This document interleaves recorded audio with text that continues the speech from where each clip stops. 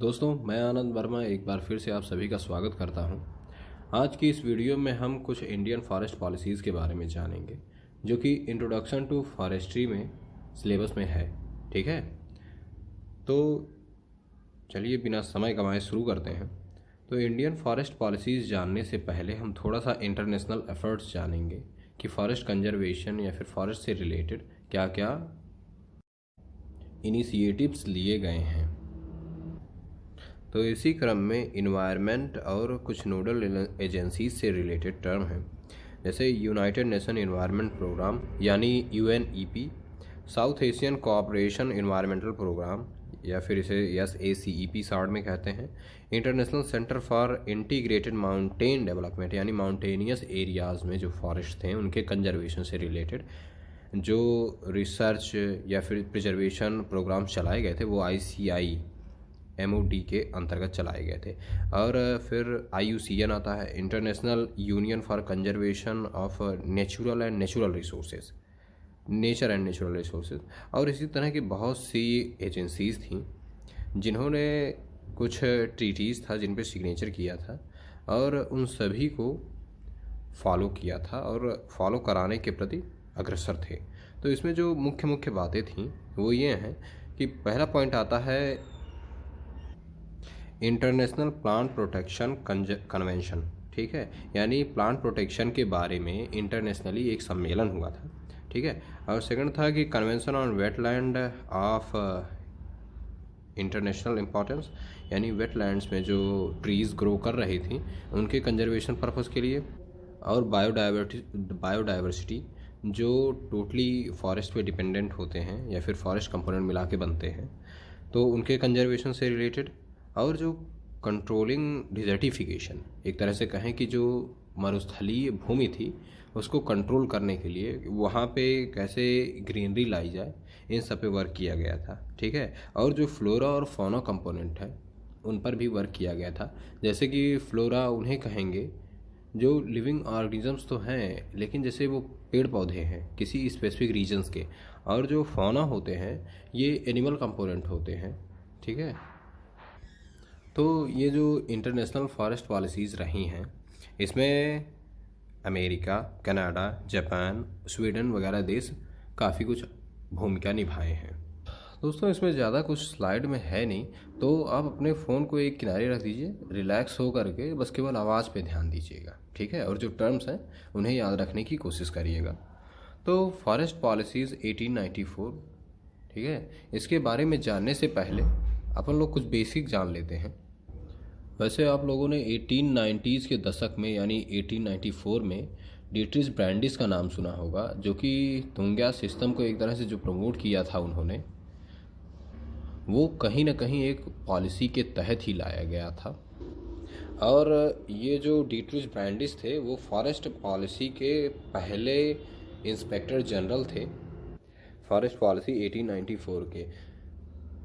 देखो, इस समय जो था अंग्रेज़ों का शासन था, उन्हें भी रेवेन्यू चाहिए था। और वो जो थे वो जो वहाँ के नेटिव थे, जो भी जंगल रीजन था ख़ास तौर पे पूर्वी भारत में, वहाँ के जो ट्राइबल्स थे, अब भाई आप किसी की ज़मीन ले लेंगे और उनके जो प्राकृतिक संसाधन है वो भी हड़पेंगे तो वो जाहिर सी बात है विरोध करेंगे। इसके चक्कर में देखा गया, उन्होंने देखा, उन लोगों ने मतलब अंग्रेज़ों ने, कि वहाँ के जो ट्राइबल्स थे वो पूरे के पूरे जंगल को ही जला देते थे। फिर इसमें एक पता नहीं क्रिमिनल लिस्ट निकाली गई थी शायद, फिर उस पर क्वेश्चन भी आया था UPSC में। खैर, ये जो इस तरह से बगावत देखा जा रहा था उससे कहीं ना कहीं जो अंग्रेज़ सरकार के लिए जो टिम्बर मिल रहा था वो वहाँ से हार्वेस्ट कर रहे थे, उसमें घाटा देखा उन्होंने कि अगर इस तरह से बगावत होती रहेगी तो हमें नुकसान ही होगा, कम से कम फ़ायदा तो नहीं होगा। ठीक है, और जो दूसरी बात थी, वहाँ की भूमि दलदली भी बताई जाती थी कि जिसके लिए वहाँ उन्होंने यूकेलिप्टस वगैरह के पेड़ लगाए जो कि पानी ज़्यादा कंज्यूम करते हैं। तो ऐसे में क्या देखा गया, उनकी जो प्रॉपर देखभाल थी वो नहीं हो पा रही थी, जिसके कारण वे सूख जा रहे थे या फिर इस तरह से था। तो जिसके लिए तुंगा सिस्टम लाया गया था कि इसमें एक किसान को पर्टिकुलर लैंड दे दिया जाता था और फिर वो उसके मेड़ों पर किनारे किनारे अपना फॉरेस्ट कंपोनेंट लगाता था, ट्री जो अंग्रेज़ सरकार उन्हें देती थी। और फिर उसके बाद में जब वो कंप्लीट हो जाता था तो जो अंग्रेज़ थे वो उसे कट करके लिए जाते थे अपने यूज़ के लिए, और फर्दर जो उन्हें रेवेन्यू उससे मिलता था तो सो अलग, यानी ज़मीन के प्रति। और ऐसे में ज़मीन अपनाने के लिए तो एक होर्डिंग भी लग गई। हालांकि मेरा एक तुंगा सिस्टम पे वीडियो है, आप सीपरेटली उसे देख सकते हैं। और जो शिफ्टिंग कल्टीवेशन था उसकी वजह से भी उन्हें नुकसान हो रहा था। शिफ्टिंग कल्टीवेशन में क्या था कि स्लैश एंड बर्न मेथड से जंगलों को साफ़ कर दिया जाता था, फिर वहाँ पे खेती करते और फिर उसके बाद आगे बढ़ जाते, ठीक है, जब वो लैंड बैरन हो जाती थी।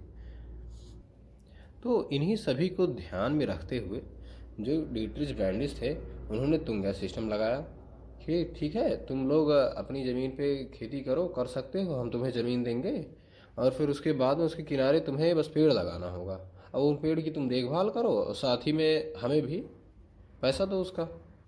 और वैसे जो 1894 की फॉरेस्ट पॉलिसी थी वो वोल्कर की जो एक कमेटी थी 1993 के आसपास 1992 में बनाई गई थी। उन्होंने एक साल बाद अपना पूरा डाटा सबमिट कर दिया था ऑब्जर्व करके 1993 में।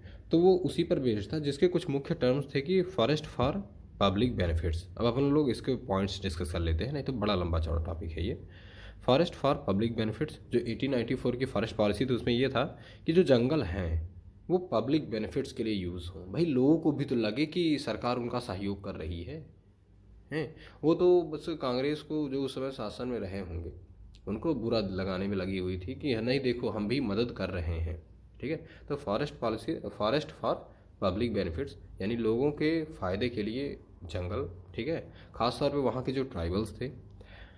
दूसरा था फॉरेस्ट में बी क्लासीफाइड इनटू अब 4 पार्ट्स, जैसे कि जिसमें था फॉरेस्ट फॉर प्रिजर्वेशन। तो उन्होंने 4 भागों में बांटा था कि ऐसे जंगलों को कुछ श्रेणी में रखें जो प्रिजर्वेशन पर्पज से हैं, यानी उनका संरक्षण किया जा रहा है, उनमें ऐसे फ्लोरा कंपोनेंट हैं जो लुप्त होने के कगार पे हैं या फिर एक क्रिटिकल पॉइंट पे हैं।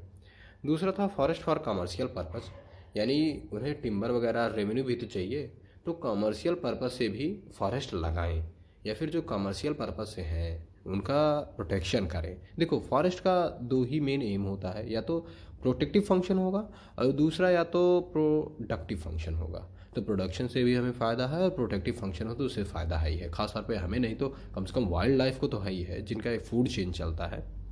खैर थर्ड पॉइंट आता है minor forest. Minor forest a lots कर दिए गए थे।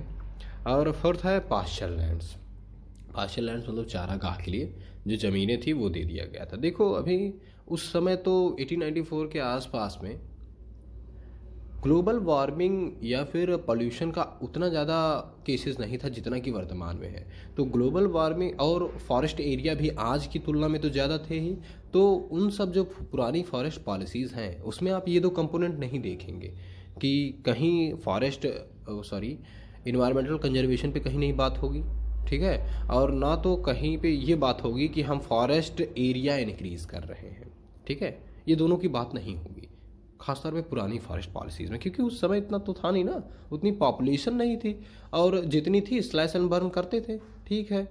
तो जब तक वो पुरानी जगह पे आते थे तब तक वहाँ नया वेजिटेशन हुआ होता था। 20 से 25 साल में कहीं रोटेशन होता था कि दोबारा वो उसी लैंड पे आ रहे हों, ठीक है। और थर्ड पॉइंट था जो मेजर पॉइंट है, माउंटेनियस फॉरेस्ट कंजर्वेशन।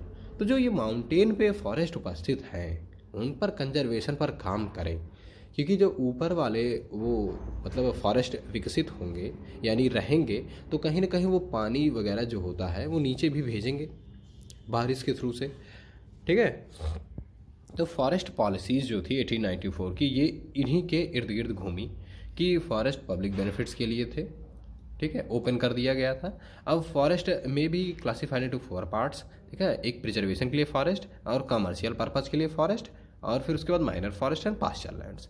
अब माउंटेनियस फॉरेस्ट कंजर्वेशन, जैसे कि जो माउंटेन पे थे उन्होंने कहा था कि जो वॉलकर थे कि जो माउंटेनियस फॉरेस्ट हैं उनका कंजर्वेशन होना चाहिए, क्योंकि अगर वो नहीं रहेंगे तो जो ऊंचाई पे बादल है उनका जो वाटर बनता है वो नहीं मिल पाएगा। जो निचली भूमि है, जो प्लेन लैंड्स हैं, वहाँ पे पानी सफिशिएंट मात्रा में नहीं हो, ठीक है। तो कहीं ना कहीं जो ये फॉरेस्ट हैं जो रेन अट्रैक्ट करते हैं वो होने चाहिए। अभी ये जो पास्चर लैंड्स के लिए अलाउ कर दिए थे, इसकी डिमेरिट ग्रेजिंग में हम लोग देखते हैं तो नेक्स्ट फॉरेस्ट पॉलिसी की ओर बढ़ते हैं, जो कि रॉयल कमीशन ऑन एग्रीकल्चर 1928 के नाम से जाना जाता है। तो इसमें क्या किया गया था कि देखा गया जो ग्रेजिंग के लिए लैंड उन्होंने दे रखा था, उसमें ये देखा गया कि जो नया वेजिटेशन हो रहा था या फिर सीड वगैरह लगाए गए थे जानवरों के खुरों से या फिर जानवर ही उन्हें चबा गए, तो कुछ इसी तरह से हुआ कि नुकसान हो रहा था ग्रेजिंग से। तो उन्होंने क्या किया कि जो ग्रेजिंग लैंड है उसे आप ग्रास कटिंग लैंड में कन्वर्ट कर दें, यानी आप घास काट के ले जाइए। हम मना नहीं कर रहे कि आप यहाँ मतलब यहाँ से आप इसको यूज ना करें, आप ग्रास लैंड को यूज़ ना करें, ऐसा हम नहीं कह रहे। हम ये कह रहे हैं कि आप यहाँ पशुओं को चरने के लिए ना छोड़ें, यहाँ पशुओं को ना लाएं, आप यहाँ से घास काटें और ले जाएं और उन्हें खिलाएं। ठीक है, ये पहला एक काम किया गया जो कि इसका मुख्य काम था। दूसरा, optimum grazing intensity and fees for grazing. अच्छा, अब ग्रेजिंग के लिए फ़ीस लगा दी गई। अगर आप अपने पशु को ले जाते तो आपको पेनल्टी के तौर पर पैसे देने पड़ेंगे, ठीक है, और ग्रेजिंग का फ़ी आपको पे करना पड़ेगा। तो ऑप्टिमम ग्रेजिंग इंटेंसिटी जो फ्रिक्वेंसी थी ग्रेजिंग की वो कम होने लगी और लोग जो वहाँ के पास्चर लैंड से उनको कटिंग करके ले जाने लगे। नहीं तो ऐसे पशुओं के खुरों वगैरह से बहुत नुकसान हो जाता है ना। तो बीज जो इस्टेब्लिशमेंट देखा जाता है, यानी सीड जर्मिनेशन, सीड के थ्रू अगर प्रोपगेशन हो रहा है, उसमें जो सीड इस्टेब्लिशमेंट एक इम्पॉर्टेंट फैक्टर होता है, उसमें जो 5 पिलर्स होते हैं, उसमें एक जो किसी सीड के इस्टेब्लिशमेंट के लिए बायोलॉजिकल फैक्टर है वो कहीं ना कहीं इसे इफेक्ट डालता है। नेक्स्ट, थर्ड है fuel wood and charcoal production. और जाहिर सी बात है, इससे सिंपल स्पष्ट है कि फ्यूल वुड और चारकोल के प्रोडक्शन पर काम किया गया था। और for friendly relationship between people and Forester's, यानी एक फ्रेंडली रिलेशनशिप इस्टेबल किया गया था। जैसा कि मैंने बताया कि वहाँ के जो ट्राइबल्स जो अग्रेसिव हो जाते थे, क्योंकि आप जब किसी की ज़मीन पर किसी के घर में अतिक्रमण करेंगे तो कहीं ना कहीं तो विरोध करेगा ही। तो ठीक है, यही था। तो एक जो फ्रेंडली रिलेशनशिप इस्टेब्लिश करने की कोशिश किया गया था, भाई तुम भी अपना सर्वाइव करो, हम तुम्हारे लिए कुछ रिसोर्सेज में छूट दे देंगे और साथ ही में आप हमें रेवेन्यू के लिए जो पैसे होते हैं वो सब देते रहें। तो ठीक है, आज के लिए बस इतना ही। और बाकी जो फॉरेस्ट पॉलिसीज़ के अंतर्गत है कि 1928 हो गया, 1894 हो गया, और जो 1952 है, 19 नेशनल कमीशन ऑन एग्रीकल्चर 1976 और 1988 को हम फिर नेक्स्ट वीडियो में कवर करेंगे। ठीक है, हालांकि मैंने 1952 का स्लाइड नहीं बनाया है, तो आपको ऐसे ओवरऑल बता देते हैं कि 1952 में था, उसमें रिक्लासिफिकेशन किया गया था फॉरेस्ट का। किस आधार पे भैया? 4 प्रकार उसमें भी थे। पहला तो था प्रोटेक्शन फॉरेस्ट, यानी वही जैसा प्रिजर्वेशन था वैसे प्रोटेक्शन फॉरेस्ट, यानी प्रोटेक्शन में रखा गया था उन फॉरेस्ट्स को। दूसरा नेशनल फॉरेस्ट थे। तीसरा विलेजेस फॉरेस्ट थे, यानी जो ग्रामीण जंगल थे, जो छोटे छोटे क्लस्टर थे ट्रीज़ के। एंड फोर्थ था ट्री लैंड्स।